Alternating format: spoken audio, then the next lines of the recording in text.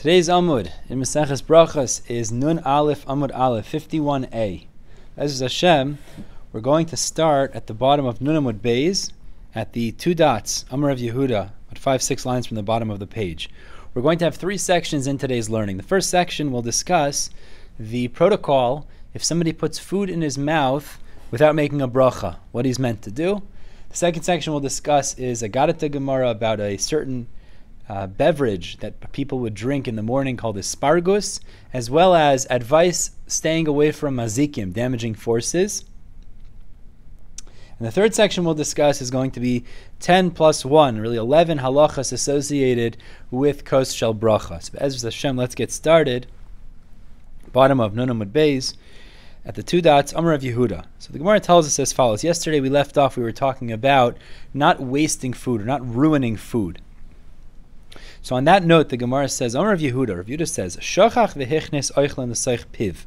If a person forgot and he accidentally put food inside of his mouth below bracha, without saying a bracha, misalkin l'tzad echad u'mevarech. So he should put this food to one side of his mouth and he should make a bracha. Now on this, the Gemara elucidates and says, actually, there would be three possible options, and depending on the scenario, you'd choose one of the following three. So let's see.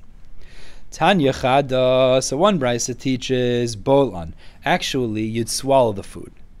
Tanya Idach, another brisa teaches poltan, that you would spit out the food and say a bracha. But Tanya Idach, and a third brisa teaches misalkan, that you would put the food to one side of the mouth and say a bracha. So the Gemara explains lo kasha. It's not a contradiction. Each of these scenarios is a different case, and the protocol is going to be appropriate based on its scenario. Tanya bola, on the first brisa that said you swallow it, you don't make a bracha, you just swallow it. B'mashkin. So this is a reference to if a person took a drink of a liquid and it's in his mouth. Now, in such a scenario, you can't spit it out because it's going to be ruined if you spit it out. You can't put it on one side and make a bracha because that's not a possibility. So therefore, in such a scenario, as Rashi explains, in such a scenario, you swallow it because there's nothing else that you could do. V'hadetanya poltan, and the second psak that said poltan, you have to spit it out and make a bracha. That's b'midid le'memais. That is a food type that will not be ruined by you spitting it out. For example, a hard candy. So if you put a hard candy in your mouth, if you take it out and make a bracha, it's not going to be ruined, and that would be the appropriate thing to do. And then you eat it after. V'hadetanya misalkan, and the third brisa that said you move it to one side of your mouth, make a bracha, and then you finish eating it, that's b'midid memais. That is a food item that if you would spit it out, it would be ruined. It means it's already chewed up, it would be ruined. So in such a scenario, it's not ideal, but you push it to one side of the mouth, you say a bracha, and in doing so, you've covered your bases. Now, turning to Nun Aleph and Amud Aleph, the Gemara tells us that the implication of what we just paskined is, ideally, really, you should make a bracha with nothing in your mouth, which is why when it's something that you could take out like a hard candy, take it out of your mouth, make the bracha, and then eat it. So says the Gemara, but if it's something that's not going to get ruined, so why in that case too? Why not just push it to one side of your mouth and make a bracha? Why is it in that case that it clearly implies the ideal thing to do is to take it out? What's the issue with making a bracha with something in your mouth? So Targum of Yitzchak Haskasai, Kamei de Rabbi Yossi bar Avin Mishmei de Rabbi Yochanan. So Rabbi Yitzchak Haskasai explained in front of Rabbi Yossi bar Avin in the name of Rabbi Yochanan, Mishum Shenemer, because the pasuk tells us in Tehillim, Yemale pi tehilosecha. It says that your mouth should be full of Hashem's praises. Meaning to say is that when we praise Hashem, we say a bracha, we shouldn't have anything else interposing between the bracha that we're saying in our mouth, so therefore it wouldn't be appropriate to say a bracha when you have something in your mouth. So ideally, take it out if you can't do that because the food will get ruined and then it's going to be hefsid oichlin, it's going to ruin the food, so then say the bracha with that on one side of your mouth. Now the Gemara says, Bo mi neimer of Chizda. The Gemara tells us a very interesting shaila. They asked Rav Chizda the following shaila. Misha achal v'shasa v'lo berach. You have somebody, the way Rashi learns, he ate and he drank, and he didn't make a bracha. He didn't say hamotzi, and he didn't say bor pri agafen. Ma'u sheyachzer v'yevarich. Should he go now and make a bracha? Means he's going to continue. Should he make a bracha? Amar Lahu, Rav Chizda said back to them, Misha achal shum beracha noidif. If somebody is eating garlic and his breath smells bad, yachzer v'yochal shum acher, should he eat more garlic? Kadesh yehei recha noidif. The garlic's healthy. So for those who enjoy it, don't get offended. But what the Gemara means to say is, Rav Chizda was responding in mashal, in jest. If you ate garlic and your breath smells, so should he eat more garlic so his breath smells again? No, he should make a beracha and then continue eating. Don't continue to further the issue that you created, but rather make a beracha now and continue eating. So Amar Ravina says, Hilkach, based on this, Afilu gamar seudaso, even if he finished his meal, yachzer v'yivarech, he should go back and make a bracha. It's a very interesting raya we're about to show. Ravina concluded is, even in a scenario where you're not going to continue eating, you finished your meal altogether, he should go and make the bracha again. Where do we have a raya to this? The Tanya. The raya is going to be, as we'll see, a bit of a distinction between Rashi and Tosfos, somebody that goes to the mikvah. In a scenario he goes to the mikvah, when does he make the bracha? And I'll speak out how Rashi and Tosfos explain the proofs in a moment. He makes the bracha after going to the mikvah. So Zak the Gemara, what Ravina is trying to say is, you see, after the fact it's acceptable to make a bracha. So even if you finish the meal entirely and you're not intending to continue eating, you should also make the bracha after. The Tanya, as the Brisa teaches, Tav al va'ala, if he went to the mikveh and then he ascended, Omer ba'aliyaseh, when he ascends, he should say, Baruch asher kiddeshanu b'mitzvos v'tzivanu ala tefillah. The bracha that you sanctified us in his Hashem sanctified us in his mitzvos, and he commanded us about going to the mikveh. So that's the raya that Ravina brings, that actually making the bracha after the fact is perfectly acceptable, and it should be also acceptable if you've already finished your meal as well. Now I just want to point out over here, Rashi explains the raya is in a scenario where a person goes to the mikveh because he's a balkari. And we know that a balkari is usher in brachos because it's like divrei Torah, and a balkari is not allowed to learn Torah, he's not allowed to make brachos. So he would make the bracha after the fact. Tosfos learns that the raya is actually from Tfilas Gerim. Very interesting. Is that before he goes to the mikveh, he's a goy. So after the mikveh, he actually makes the bracha. And therefore, Ravina is trying to bring a raya from here. You see, a bracha after the fact is acceptable, hu adin in terms of achila.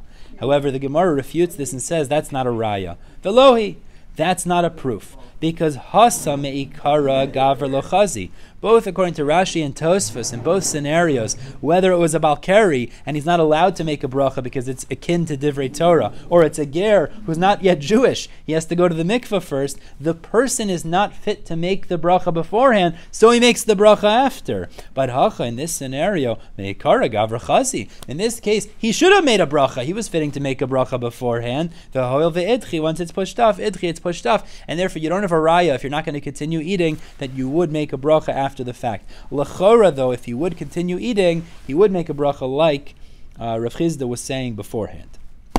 Let's move on to the second section now. Now the Gemara discusses a beverage called aspargus here. Although aspargus sounds like asparagus, it doesn't appear to be the same thing at all. Aspargus, Rashi explains over here, is kos shahayu shosin b'chol boker, that they used to drink on an empty stomach, some sort of a medicinal mixture, a concoction.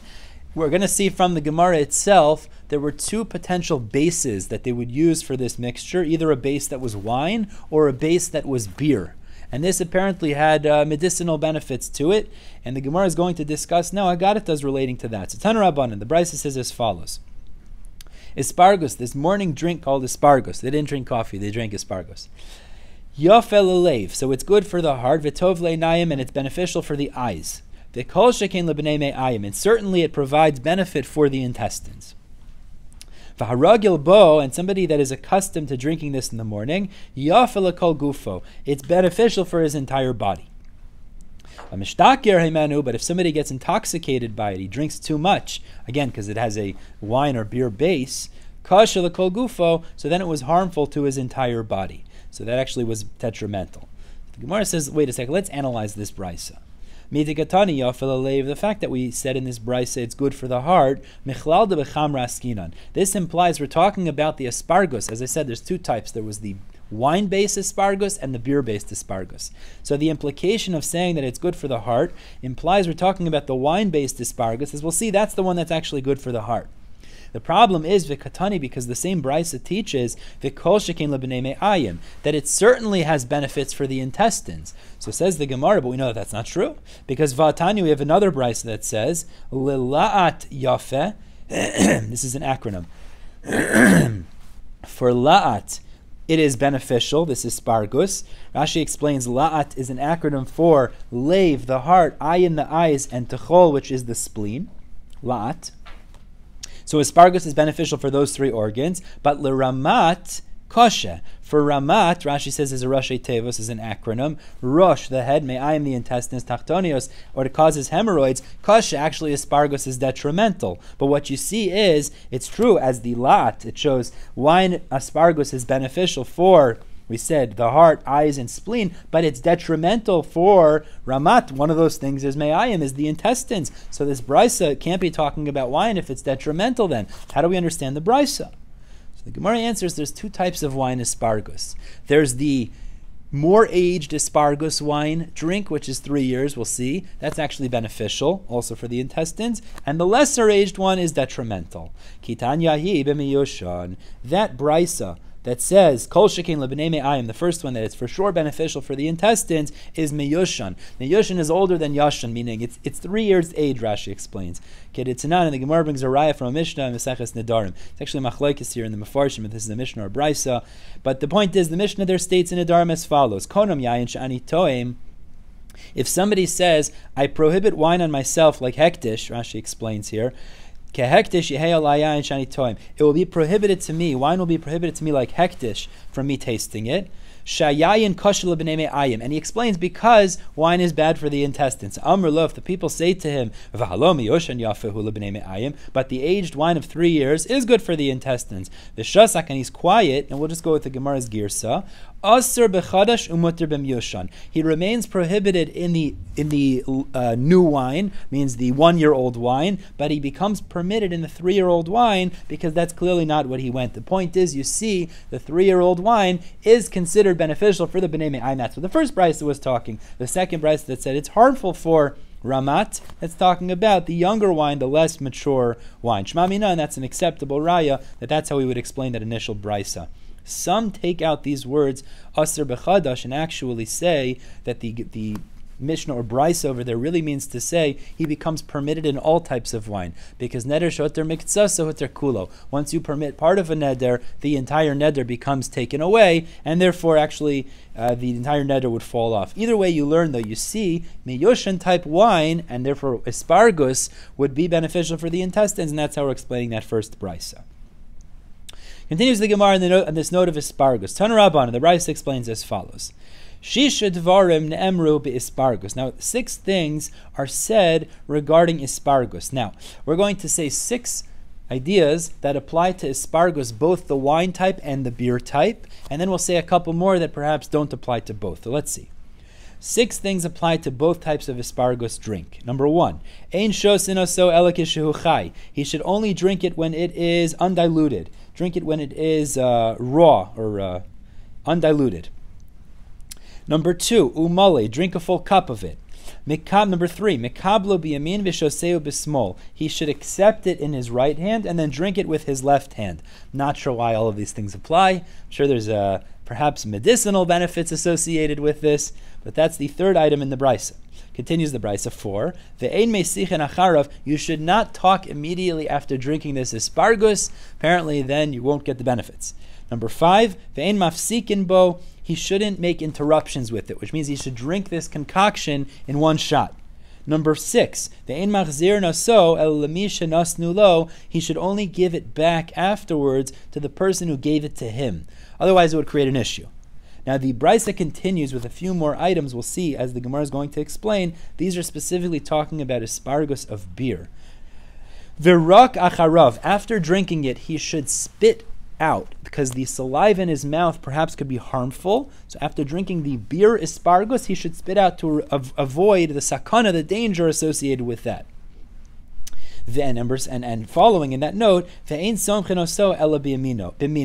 if he wants to eat after, he should eat after something that is of the same food item. So if he drank, like we said, date beer aspargus, he should eat a date afterwards because that's the min of the aspargus that he ate. Asks the Gemara, the Tanya, but we have a brisa that says otherwise, ein somchen oso ela bepas, that following drinking the aspargus, you should only eat bread. So l'chayr, it's not mino, it's not specifically bread. And for the Gemara, lo kashya, no problem. And as we really explain the end of that brisa, habe de chamra, habe de shichra. When we say you should eat pas afterwards, when you drink wine aspargus, that's not what our brisa was talking about.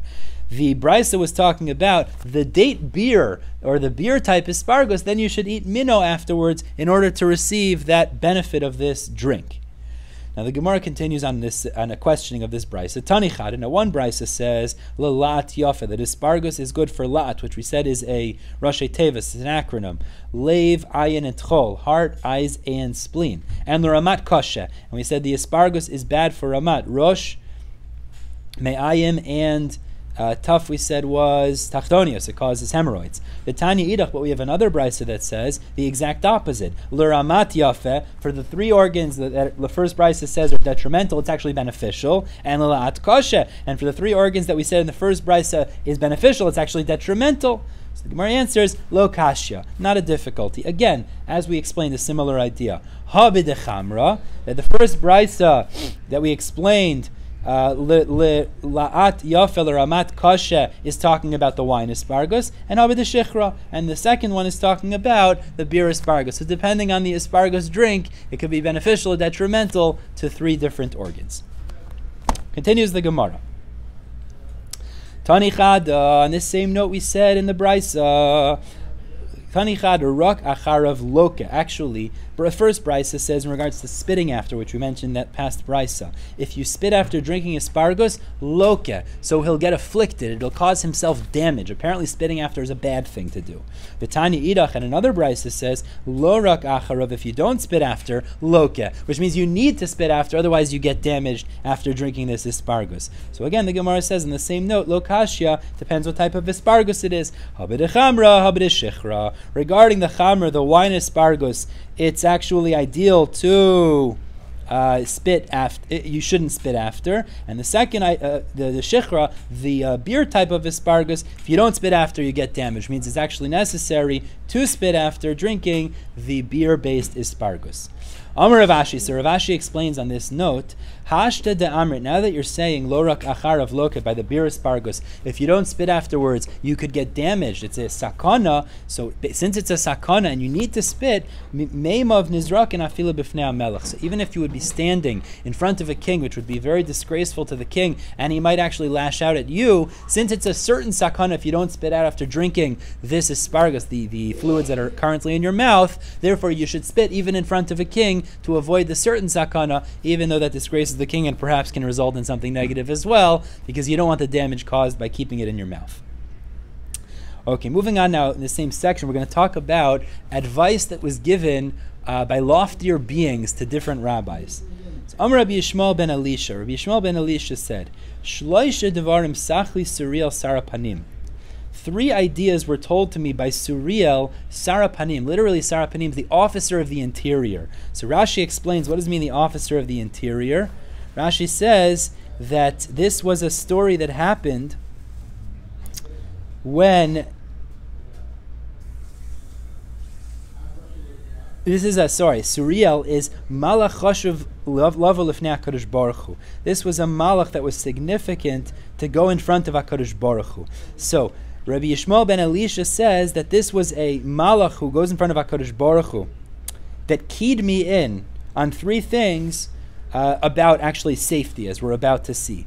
3 behaviors you should avoid in order to remain safe from damaging forces.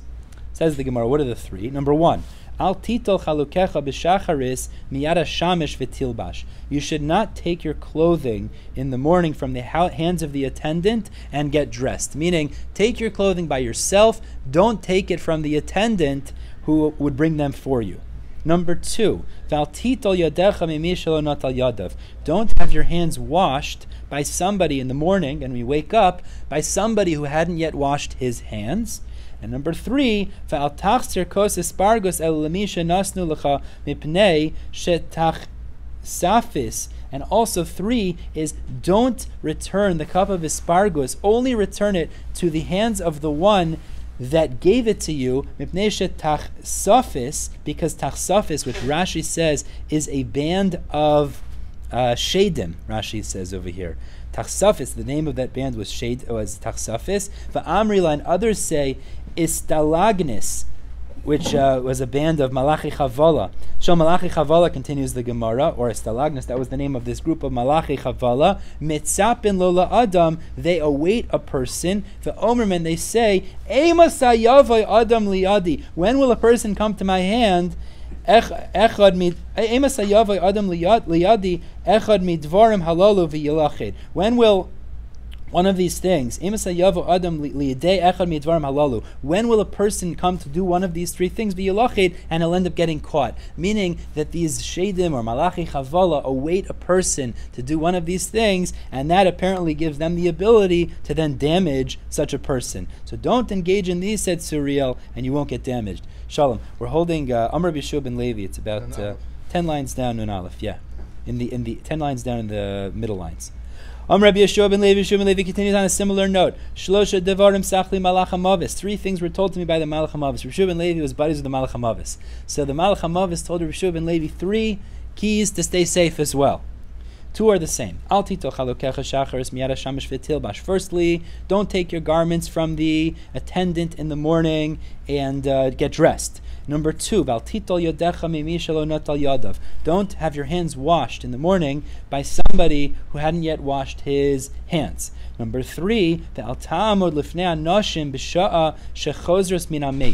you shouldn't stand in front of women at the time that they return from burying a dead body. Very interesting. Don't stand in front of the women when they return from burying a dead body. Because the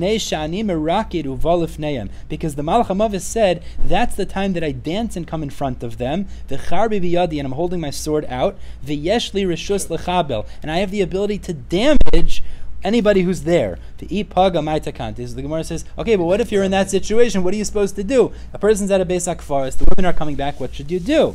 So the Gemara says, Linshuf miduchte arba amos. He should jump 4 amos away, and then he avoids the Malach HaMavis. And the Gemara continues and says, if there's a river, there liavre, cross the river. If there's another path, so go the other way. If there's a wall, stand behind the wall. But let's say he doesn't have these options. Lahadir apeh, should turn away his face, Velema, and say the following pasuk. Vayomer Hashem el Satan. Hashem said to the Satan, Yigar Hashem becha. Hashem will rebuke you, push you away. Ad v'gomer ad dechal f'mineh, until the women pass by. So if you have no other solution in order to avoid it, say this pasuk, and that'll afford you some forms of protection. Stay away Abba Amos from the Malach Kanira, yeah. Now, moving on to the 3rd and final section here, which discusses practices we do regarding kos shel beracha. There's actually 10 practices, plus another one we'll see, that we're supposed to do with kos shel beracha. Amr Rabbi Zera, Amr Rabbi Avo, Amr Rabbi Masni Satana. Some say it was taught in a brisa. Asara devarim ne'emru b'kos shel beracha. There are 10 halachos taught in association with kos shel beracha. Right, with a cup used over bracha, let's say chasana, a mesechta, something, a siyum, something of that nature. Let's go through them. So go through the 10 and then we'll explain them in the Gemara as we go through. So number 1, ton hadacha v'shtifa. And we'll see in the Gemara, they require a double washing. Hadacha is an internal washing, and shtifa is an external washing. Tosfos seems to learn over here this is more of a cleanliness issue. It should look nice, but either way, washing on the inside, washing on the outside of the cup. 3, chai. Now chai l'chayra means undiluted, which is shver, because we just learned that even according to the Chachamim, you could say agafen on raw undiluted wine. You don't use that for kos shel beracha. So Rashi explains chai means you should first put the undiluted wine into the cup and afterwards put the water into that, not vice versa. 4, umoli, fill up the cup. 5, itor, crown it. We'll see in the Gemara what that means. The ituf, wrap yourself. We'll see in the Gemara what that means as well. 6, that was 6. 7, notlo b'shtei yadav. He should take it with both hands. Now that means when he receives it, take it with both hands. And number 8, v'nosno biyamin. But then put it in your right hand. 9. Umagabio min akarka tefach, elevated off the ground by a tefach. 10. V'nosin ein of bo, and he should focus his eyes on it. V'yesh oimer, and some add an 11th thing. Af mishagro b'matano l'anshe beisai, he should also send it to his wife, Rashi says. And we'll see in the Gemara why that is. Afterwards, she'd be part of the bracha as well. So let's go through these now. Amr Rabbi Yochanan says, Anu ein lanu ela arba'a bilfad. We only have 4 of these minhagim that we keep actually, which is adacha shtifa, washing it inside and outside. Chai, that you should put the raw wine, the undiluted in first and then the water. Umale, and also fill it up. The other 6 or the other 7, we don't necessarily keep. Now we're going to go through and explain them. So Tana, the Brayso explains as follows. Hadacha is mebifnim. Hadacha means washing on the inside. The shtifa, the second halacha here, is mibachutz, is washing on the outside.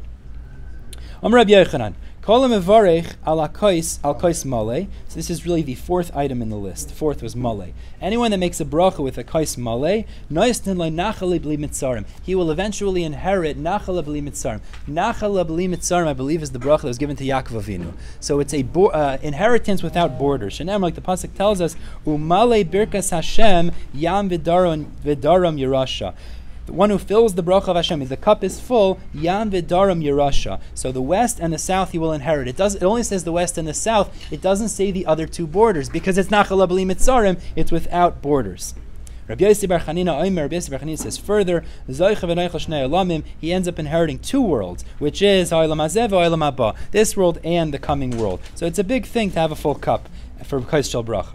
5, we said itor. Itor was crowning. What does that mean? So Rabbi Yehuda ma'atreyu b'talmidim. We're going to learn the Gemara like the girsa in front of us. Some Rishonim have a different girsa, but that's the girsa we have. Rabbi Yehuda ma'atreyu b'talmidim. Rabbi Yehuda would crown with the students, meaning he would surround the kos shel bracha with his students to give kavod to the bracha. And Rav Chizda ma'atrele b'natli. Rav Chizda would crown it or surround it with other cups of wine. I wonder if that's why some of these cups that you have, the plates that you have with the wine, they have little cups all around it. If there's such an inyan, we'll see it's a particular thing as the Gemara learns in a minute, but maybe that's where it comes from.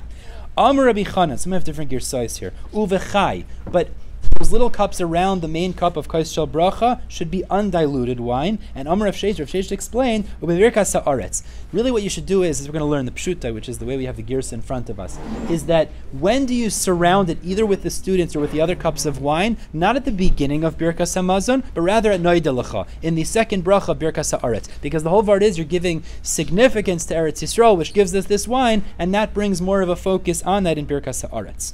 Ituf was the 6th thing we said in the Brayso. Rav Papa ma'ate fiyasi. Rav Papa used to wrap himself in a talis, and then he would bench. Kos shel bracha. Rav Asi parasuj al reishe. Rav Asi used to put a headdress, a wrapping on his head. That's why some people are makbid. They put on a hat before they do birkas hamazon. That's where it comes from. 7. Noitle b'shtei yadav. You should take it with both hands. Amar Rabbi Chanina bar Papa, Ma'ikro. What's the source in the pasuk? It says Se'u yedeichem. Hashem. Some Hasidim have a minute to say this before saying until Dafka in our family we do as well. It says Yedeichem. Yedeichem, the word is plural, so you should take it with both hands. 8. But then put it in your right hand. Amar Rabbi Barabba, Amar Rabbi Yochanan. Rishonim shalu, the Rishonim, the earlier generations asked the following shaila. So we say you're supposed to hold it in your right hand, but small mouth tisayeh liyamin. Can you use your left hand to support it? So Tosfos says in a scenario where it's a very large cup, or he says if it's Rosh Chodesh Teves, so you have Chanukah, Rosh Chodesh, you have Yalav Yavai, it's a longer benching and it's heavy, so you're holding it for a long time. Can you use your left to support the right? So the Gemara says, Amar Rav Ashi, since they asked the shaila and they didn't resolve it, turn to Nun Aleph Amud Beis, and don't support it with your left hand. Number 9 in the Brayso was, turn to Nun Aleph Amud Beis, tefach, lifted a tefach off the ground. Amar Rabbi Acha Bar Chanina, Ma'ikro, what's the source in the pasuk? Kois Yeshuos Esah. The cup of salvation I shall lift, Hashem Hashem Ekra, in the name of Hashem I will call it. It's supposed to lift it up in a significant way. 10, we said, V'noisen ein of boy, put your eyes on it, so you shouldn't remove your focus from it, either from Birkas Hamazon or from the Kos Shel Bracha, the bracha that you're doing with this. And the last thing we said was, U'mishager la'anshe beis, send it to your wife, b'matana as a gift, so that your wife should also be blessed, because there's a bracha associated with that cup as well. Okay, we'll stop here in an Aleph Amud Beis, top of the page. Be'ez Hashem, we'll pick up tomorrow with an Aleph Amud Beis, and we'll finish Be'ez Hashem the 7th parak tomorrow as well. Everyone have a wonderful day.